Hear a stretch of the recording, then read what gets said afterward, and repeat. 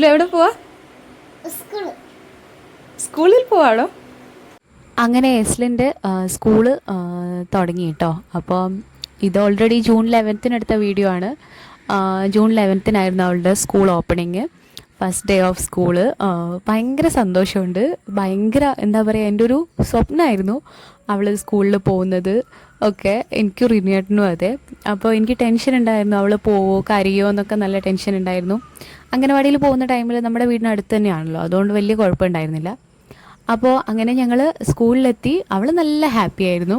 അവൾക്ക് ആ ഒരു അറ്റ്മോസ്ഫിയർ നന്നായിട്ട് ഇഷ്ടമായി. അപ്പോൾ ഞങ്ങൾ വീടിനടുത്ത് തന്നെയുള്ള ഒരു സ്കൂളാണ്. വീടിനടുത്ത് അല്ല, കുറച്ച് ഉണ്ട്. അപ്പം അവിടെ ആരതിയൊക്കെ ഒഴിഞ്ഞു. നമ്മൾ ക്ലാസ്സിൽ അവരെ വെൽക്കം ചെയ്തു. അതൊക്കെ കഴിഞ്ഞ് ആദ്യാക്ഷരം കുറിച്ചു.